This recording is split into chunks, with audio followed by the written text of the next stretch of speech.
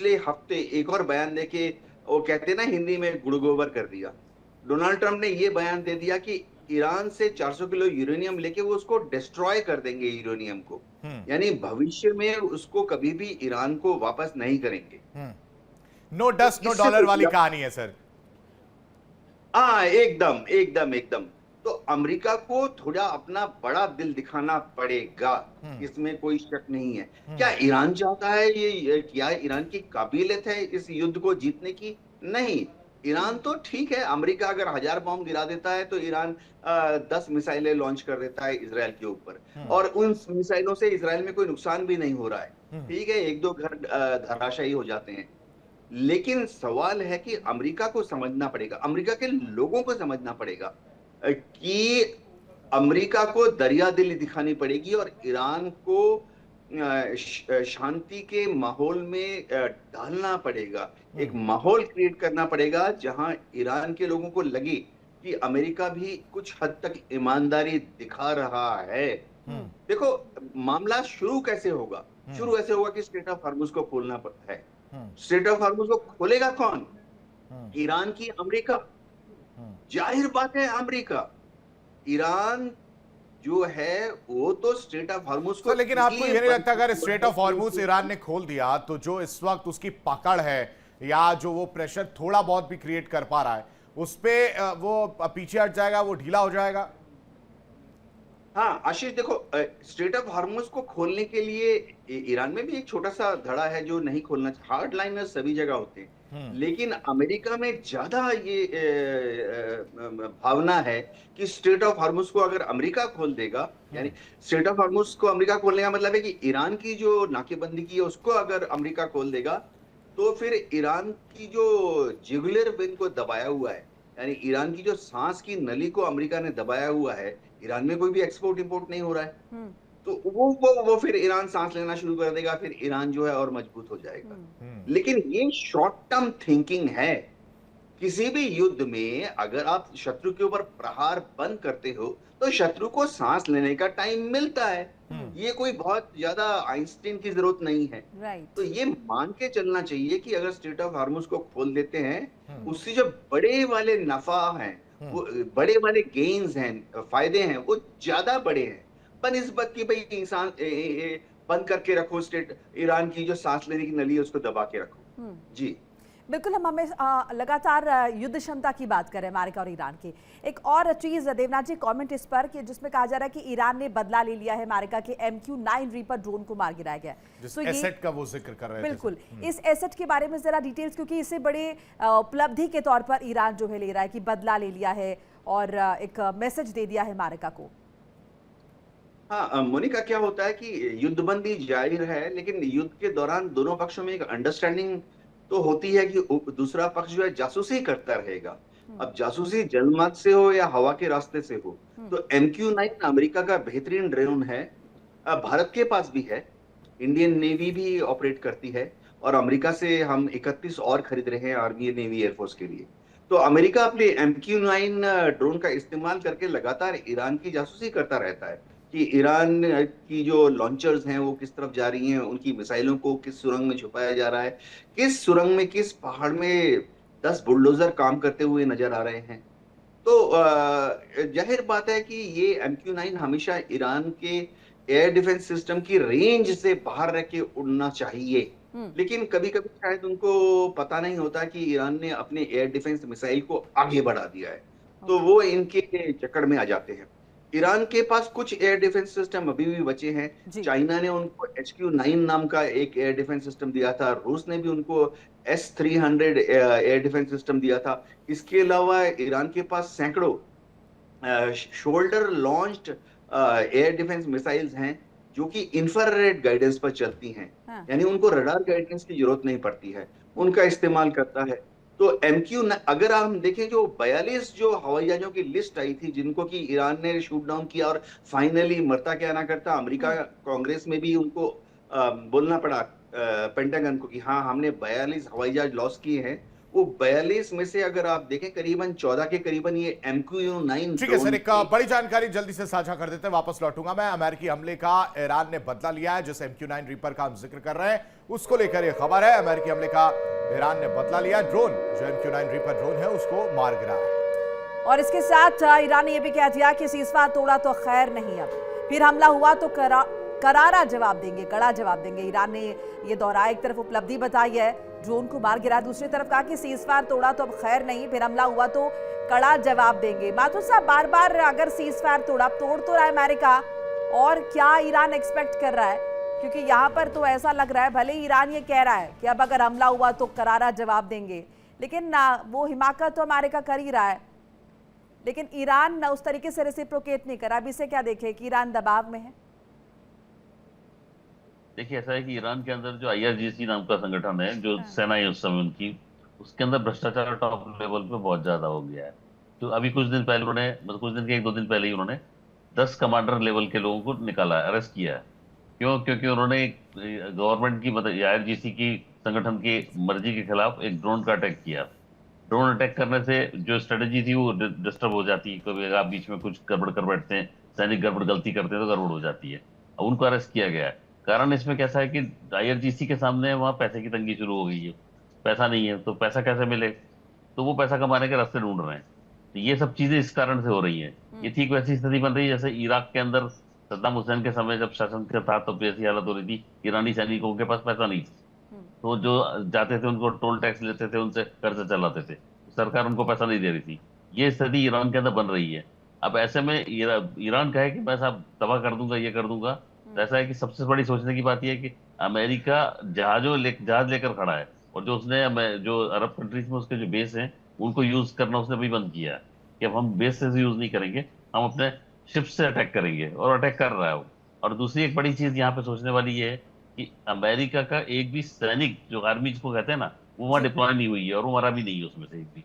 हाँ, अगर जिस दिन कोई अमेरिका का सैनिक के ऊपर हमला हो गया या घायल हो गया या मर गया, तो ये दुनिया के सामने अमेरिका को, डोनाल्ड ट्रंप को अमेरिका में जवाब देना मुश्किल पड़ेगा कि हमने सेना तबाह कर दी है। हाँ, आर्थिक नुकसान हो रहा था कि वो जहाज गिर गया, इतने अरब रुपए का जहाज चला गया, वो सब ठीक है, वो तो क्या के अंदर सैन्य लड़ाई होगी तो खर्चा हो, अमेरिका के अंदर सीट चली जाती है। आज दूसरी पॉलिटिकल पार्टी आएगी तो वो और ज्यादा खर्चा कराएगी, इसलिए वहां ये सब बातें चर्चा के विषय नहीं होते।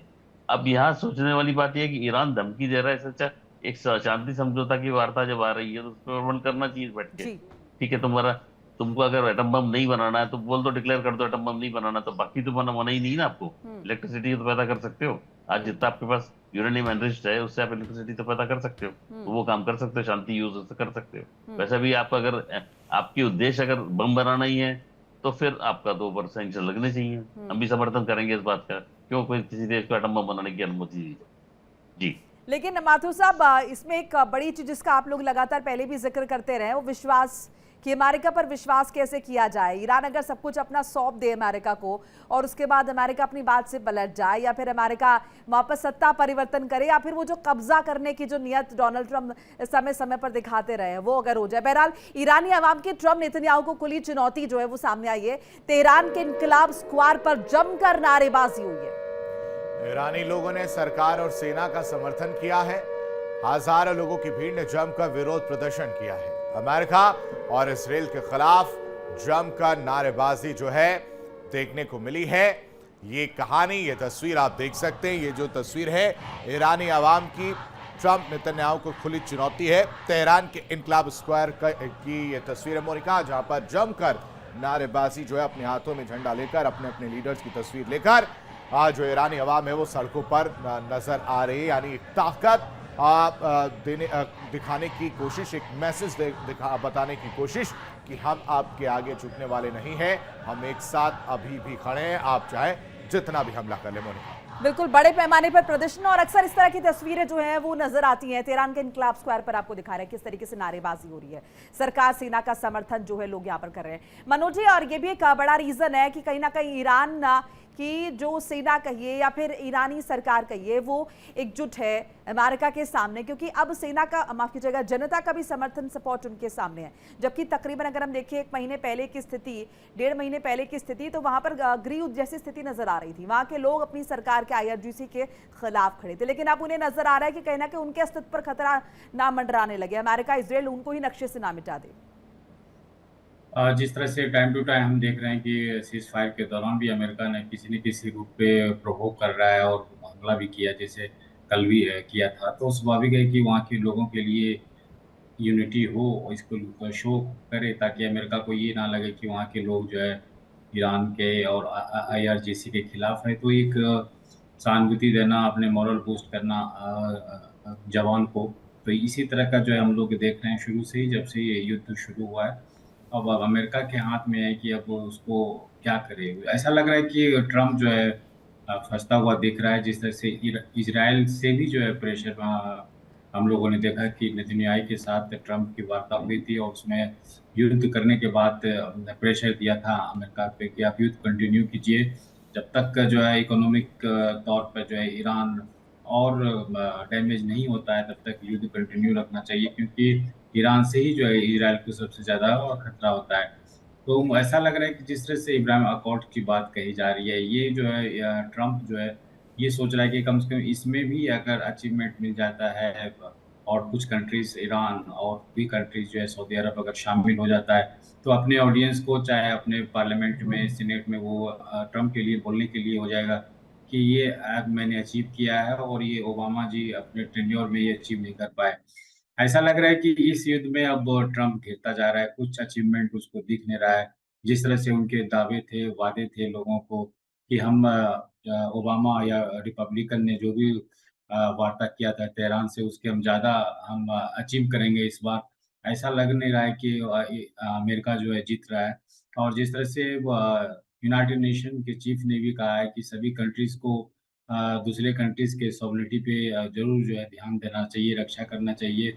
सभी कंट्रीज़ रिस्पेक्ट करो, UN चार्टर का रिस्पेक्ट करना चाहिए। इससे जो है हम शांति और ट्रेड और सिक्योरिटी की भावना जो है लोगों में आ सकता है। जिस तरह से रशिया ने भी जो है यूक्रेन पे जिस तरह से हमला किया है और इंटेंसिफाई करने की बात कही गई है। माथुर साहब, लेकिन आप जैसा कि मनोज सर भी इशारा कर रहे हैं, अब आप समझिए कि अगर सड़कों पर लोग नजर आ रहे हैं, प्रदर्शन कर रहे हैं, ये एकजुटता और ये प्रदर्शन कितना बड़ा बदलाव कर सकती है और कितना मनोबल बढ़ा सकती है। क्योंकि इससे पहले जिसका जिक्र मोनिका ने किया, 2 खेमों में जो है ये ईरानी जनता बढ़ती हुई नजर आई थी, वो तस्वीर भी हमने शुरुआत में देखी थी। ये हमारे देखने के लिए एक पक्ष है कि जनता वहाँ की सरकार के समर्थन में बोल रही है, और ये जनता के समर्थन बताना ही ये इस बात का संकेत है कि उन पर हमला नहीं हो रहा है। आज अमेरिका एटॉमिक परीक्षण इनके ऊपर नहीं कर रहा है। कारण क्या है? वो जनता को बचाना चाहता है कि जनता ही आगे जाके काम आएगी। और अब देखिएगा थोड़े दिनों के अंदर यहाँ इलेक्शन होते हैं या रिजीम चेंज होती है, यही पब्लिक उसके खिलाफ खड़ी होगी। तो आप इस समय जनता जानती है कि हम लड़ेंगे तो हमें परेशानी होगी, इसलिए वो सरकार का समर्थन कर रही है। एक पक्ष है ये, और दूसरा कुछ समर्थक ही होते ही हैं, ये मान के चलिए। ऐसा नहीं किसी भी देश के अंदर 100% लोग खिलाफ होते हैं रिजीम के। 8% लोग तो बताए ऑफिशियली डिक्लेयर्ड हैं कि ईरान के अंदर पूरी तरह सरकार के साथ हैं, तो उनका सहयोग इनको मिल रहा है। माथुर साहब, सिर्फ ईरान में ही प्रदर्शन नहीं हो रहे, बल्कि तस्वीरें कुछ और भी दर्शकों को दिखा रहे हैं। जर्मनी के बर्लिन में भी ईरान के पक्ष में लोग उतरे हैं सड़कों पर। बर्लिन में ईरानी समर्थकों ने जमकर प्रदर्शन किया। ट्रंप, नेतन्याहू और रजा पहलवी का जमकर विरोध। तस्वीरें लगातार सामने आ रही हैं। तस्वीरें सिर्फ ईरान से नहीं बल्कि अलग अलग जगहों से आ रही हैं। जर्मनी के बर्लिन में भी ईरान के पक्ष में लोग उतरे हैं। तस्वीरें आशीष, किस तरीके से लोग बड़े पैमाने पर उतरे हैं सड़कों पर। आप ये देखिए तस्वीरें मोनिका, आप ध्यान से अगर देखेंगी तो जो पोस्टर्स है उनको पैरों तले रौंदा जा रहा है, और उसमें कौन नजर आ रहा है? नेतन्याहू नजर आ रहे हैं, डोनाल्ड ट्रंप नजर आ रहे हैं, और रजा पहलवी की तस्वीर है जिसको पैरों तले रौंद कर ये मैसेज दिया जा रहा है कि जो ये युद्ध है, युद्ध भड़काने का जो काम किया गया है, जो तस्वीरें निकल कर सामने आ रही, चाहे वो गाजा की तस्वीर हो, चाहे दक्षिण लेबनान की हम अगर बात करें, या फिर ईरान की अगर हम बात करें, जिस तरह से हमले हो रहे हैं वहां पर जो हालात है उसको लेकर ये नाराजगी है। अब इस पोस्टर को आप ध्यान से देखेंगे तो पीछे जो है एक जब न्यूक्लियर अटैक होता है या एटम बॉम्ब का प्रयोग किया जाता है तो उसके बाद से जो धुआं निकलता है उस तरह की तस्वीर दिखाई गई है। और साथ ही साथ पैरों तले इन डोनाल्ड ट्रंप, नेतन्याहू और रजा पहलवी को कुचल कर ये मैसेज देने की कोशिश की जा रही है कि इस वक्त की जो तस्वीर पूरे विश्व में नजर आ रही है, जो परेशानी इस पूरे युद्ध की वजह से अलग अलग देशों को उठानी पड़ रही है, वो कहीं ना कहीं चिंता का विषय है। और उसके लिए जिम्मेदार इन तीनों को ठहराते हुए ये जर्मनी के बर्लिन में जो लोग सड़कों पर उतरे वो बताते हुए नजर आ रहे हैं। विकास, प्रदर्शन, नारेबाजी और गुस्सा, तीन लोगों की तस्वीर में देख पाया इस पोस्टर में, नेतन्याहू, डोनाल्ड ट्रंप और रजा पहलवी। क्या वाकई ये तीन ही जिम्मेदार हैं और ईरान की इसमें भूमिका बिल्कुल भी नहीं है? कैसे इस पूरे प्रदर्शन को आप कनेक्ट कर पा रहे हैं? देखिए, कहीं ना कहीं जिस तरह से भी हमारे गेस्ट भी बोल रहे थे कि हर कंट्री में राइट विंग और लेफ्ट विंग होते हैं, और ऐसे में एक विंग जो है इस समय जो एक धड़ा है जो ईरान को लेकर उसकी पैरवी करने के लिए वो लगातार जो है अलग अलग अंतर्राष्ट्रीय मंच पर इसको साबित कर रहा है कि ईरान जो है इस समय बिल्कुल सही है और उस पर जो है जुल्म सितम किया जा रहा है। लेकिन देखिए, एक बात ये भी देखने वाली बात है कि बार बार हमले किए जाएंगे ईरान पर, जब ईरान की जनता पर मिसाइल्स गिरेंगी तो कहीं ना कहीं वो ईरान की जनता भी एक बार, उस देश की जनता भी आपके खिलाफ भी कहीं ना कहीं खड़ी होगी और ये गुस्सा जो है वो साफ साफ देखा जा रहा है। हालांकि ये कि रणनीति भी हो सकती है ताकि अगर जो एक सत्ता परिवर्तन का माहौल बन रहा हो, जिस तरह से ट्रंप लगातार बात करते हैं रिजीम चेंज करने की, उसको काउंटर करने के लिए या उसका दमन करने के लिए इस तरह के प्रदर्शन कराए भी जाते हैं राजनीतिक गलियारों में। तो एक ये प्रदर्शन भी होता है, लेकिन जिस तरह से अंतर्राष्ट्रीय मंच पर बर्लिन में भी ऐसे प्रदर्शन किए जा रहे हैं, ईरान में भी किए जा रहे हैं, तो कहीं ना कहीं ये साफ साफ संदेश देने की कोशिश की गई है पूरी दुनिया को कि ईरान की जनता ईरान के साथ है। हालांकि वो कितनी साथ है ये तो समय बताएगा, लेकिन फिलहाल आज के समय में एक तरह का लेकिन विकास देखिए ना, आपने कितने प्रदर्शन की तस्वीरें देखी जो ईरान के पक्ष में, हमने अमेरिका के समर्थन में प्रदर्शन हो रहे हैं जहां पर यह बताया जा रहा है कि ट्रंप ने जो किया वो बहुत अच्छा किया। इस तरह की तस्वीर शायद मैंने तो नहीं देखी। और लगातार जो प्रोटेस्ट हम देख रहे हैं वो अमेरिका की मुखालफत ही करते हुए नजर आ रही है। एक मैसेज तो कन्वे हुआ है वर्ल्ड वाइड और डोनाल्ड ट्रंप की रेटिंग गिरी है। उनके खुद के अपने देश में जो है प्रदर्शन विकास देखने को मिल रहा था। इस बीच एक और बड़ी खबर, परमाणु हथियार बनाने को लेकर ईरान से यह बड़ी खबर सामने आ रही जिसमें खामोनई के सलाहकार मोहसिन रजाई का बड़ा बयान सामने आया है। मोनिका, अब एनपीटी से हट सकता है ईरान, मोहसिन रजाई की तरफ से कहा गया फारस की खाड़ी में अमेरिका को मिलेगा कड़ा जवाब। मोहसिन रजाई ने परमाणु परीक्षण के भी संकेत दे दिए हैं। यूके देवनाथ सर, परमाणु परीक्षण के संकेत और क्या कहा जा रहा है कि ईरान जो है वो एनपीटी से हट सकता है, इसके पीछे क्या रणनीति? ये बहुत ही इंटरेस्टिंग सवाल है। देखिए, होता क्या है कि ईरान ने एनपीटी साइन की है और विडंबना देखिए, इजराइल ने एनपीटी साइन नहीं की है। तो इजराइल ने एनपीटी साइन नहीं की है, वो लगातार धड़ाधड़ एटम बम बना रहा है। सूत्रों के अनुसार इजराइल के पास 70 एटम बम है क्योंकि उसने एनपीटी नहीं साइन की है। इसका मतलब क्या है बताता हूं। इसका मतलब है कि IAEA, international atomic energy agency को आप अपने यहाँ पर आकर इंस्पेक्ट नहीं करना देना चाहते। तो इजराइल ने 70 एटम बम बना लिए हैं। तो ईरान ने ईमानदारी दिखाते हुए एनपीटी साइन की थी और बार बार कहा है कि एटम बम बनाने का उसका कोई इरादा नहीं है। ईरान तो हर रोज इनवाइट कर रहा है कि आईएईए आके इंस्पेक्ट करे, फिर से इंस्पेक्ट करे। उनकी छोटी सी शर्त है कि आईएईए की जो टीम है उसमें कोई भी अमेरिकन या इजरायली साइंटिस्ट या इंजीनियर नहीं होना चाहिए, क्योंकि उन्हें ये डर है कि इजरायली साइंटिस्ट और इंजीनियर्स या अमेरिकन साइंटिस्ट जो आते हैं बतौर टीम मेंबर आईएईए की टीम में, वो रहते हैं ईरान के अंदर 15 दिन, ईरान की न्यूक्लियर साइट्स विजिट करते हैं, साइंटिस्ट से मिलते हैं, अलग अलग ऑडिट करते हैं और वापस जाते हैं और जाके मोसाद को और सीआईए को बता देते हैं कि ईरान की न्यूक्लियर लेबोरेटरी कहाँ है, ईरान में न्यूक्लियर साइंटिस्ट कौन काम कर रहा है, उसका ऑफिस कहाँ है, उसका घर कहाँ है, वो ऑफिस सुबह कितने बजे आता है, किस रास्ते से आता है, वो शाम को घर कितने बजे जाता है, किस रास्ते से। हम ना भूलें कि मोसाद ने पिछले 10 साल में 10 से ज्यादा ईरानियन साइंटिस्ट को ईरान के अंदर ही मारा है जी, जब वो घर से ऑफिस आ रहे थे या ऑफिस से घर जा रहे थे। अब एनपीटी अगर वो विड्रॉ नहीं करेगा, पहली चीज तो ये धमकी है। ईरान एनपीटी से विड्रॉ नहीं करेगा, लेकिन ये धमकी दी है। इसका मतलब ये है कि भविष्य में वेरिफिकेशन करने के लिए या ऑडिट करने के लिए या कंप्लायंस, न्यूक्लियर कंप्लायंस को चेक करने के लिए आईईए नहीं आ सकता। तो इनडायरेक्ट इफेक्ट क्या है? फिर कौन, अगर चेक करना है कि ईरान न्यूक्लियर बॉम्ब नहीं बना रहा तो कौन चेक करेगा? राइट। क्या अमेरिकन जाएंगे? नहीं, ईरान परमिट नहीं करेगा। क्या इजरायली साइंटिस्ट जाएंगे चेक करने के लिए, वेरिफिकेशन करने के लिए, कंप्लायंस चेक करने के लिए? नहीं, ईरान परमिट नहीं करेगा। तो इसका अगर देखिए करेगा नहीं, अगर ईरान एनपीटी से पीछे हट जाता है तो जो ऑडिट करने का जो लास्ट एडमिनिस्ट्रेटिव टूल था दुनिया के पास यूनाइटेड नेशन की सुपरविजन में, आईएईए, उसका रोल भी शून्य हो गया। यानी कि बहुत फूक फूक कर कदम यहाँ पर ईरान रख रहा है और बहुत ही सधा हुआ एक एक कदम कहे या फिर एक एक रणनीति कहे। आप सभी का बहुत बहुत शुक्रिया हमारे साथ जुड़ने के लिए। वक्त फिलहाल इतना ही था और यहाँ रुकते कुछ पलों के लिए। खबरें लगातार जारी। इंडिया डेली अब आपके स्मार्ट टीवी पर भी मौजूद है। देखिए इंडिया डेली 24/7 अब आपकी स्मार्ट टीवी पर। इंडिया डेली मौजूद है सभी डिजिटल प्लेटफॉर्म पर लाइव और लगातार। इंडिया डेली 24/7 हर दिन राष्ट्र को समर्पित।